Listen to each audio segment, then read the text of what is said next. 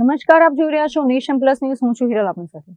વડોદરા સ્થિત ગુજરાત 2 નૌકાદળ એકમ દ્વારા કેડેટ્સને દરિયાઈ અને જળ કૌશલ્યથી સજ્જ કરવા માટે એક વિશેષ તાલીમ શિબિરનું આયોજન કરવામાં આવ્યું હતું.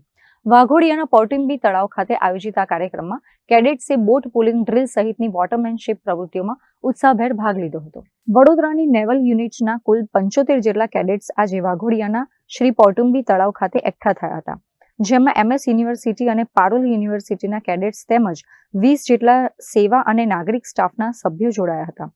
શિબિર દરમિયાન મુખ્યત્વે બોટ પુલિંગ ડ્રીલ્સનું આયોજન કરવામાં આવ્યું હતું, જેનો મુખ્ય હેતુ કેડેટ્સની શારીરિક ક્ષમતા, પરસ્પર સંકલન અને સમુદ્રી કૌશલ્યમાં વધારો કરવાનો છે. નેવીની તાલીમમાં અત્યંત મહત્વનું ગણાતું આ કૌશલ્ય કેડેટ્સે શિસ્તબદ્ધ રીતે શીખ્યું હતું. हम यहाँ आज टिम्बी लेक आए हैं फॉर वाटरमैनशिप एक्टिविटी.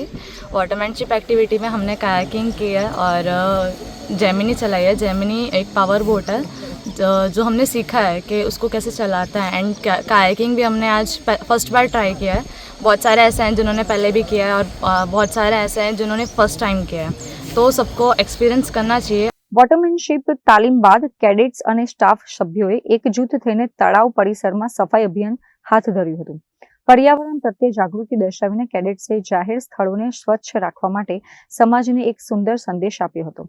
યુનિટના કમાન્ડિંગ ઓફિસર કેપ્ટન દીપક બહુગુણાએ તમામ કેડેટ્સને પ્રોત્સાહિત કરતા જણાવ્યું હતું કે આવી પ્રવૃત્તિઓ માત્ર શારીરિક વિકાસ જ નહીં પરંતુ રાષ્ટ્ર નિર્માણ અને युवा सशक्तिकरण માટે પણ અત્યંત જરૂરી છે. आज हम MS यूनिवर्सिटी और पारुल यूनिवर्सिटी के जो सीनियर डिवीजन के कैडेट्स हैं उनको वाटरमैनशिप एक्टिविटीज़ के लिए लेके आए हैं. हम चाहते हैं कि उन्हें बोट और कयाक की ट्रेनिंग दे सकें. हमारे बच्चों ने बहुत अच्छे से परफॉर्म किया है दोनों एक्टिविटीज़ को. इसके बाद हम श्रीपोर्ट टिम्बी लेक में जहां हम आए हैं वहां हम एक स्वच्छता अभियान भी चलाएंगे. जैसे हमारे PM साहब का मकसद और उद्देश्य है कि स्वच्छ भारत रहेगा तभी स्वस्थ भारत रहेगा.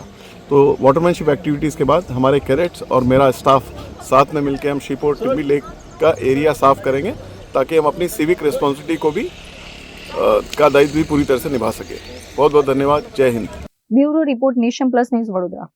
સમાચારોના સતત અપડેટ મેળવવા માટે અમારી નેશન પ્લસ ન્યૂઝની YouTube ચેનલને સબસ્ક્રાઇબ કરો, બેલ આઇકન દબાવો અને જોડાયેલા રહો Facebook, Instagram અને Twitter પર.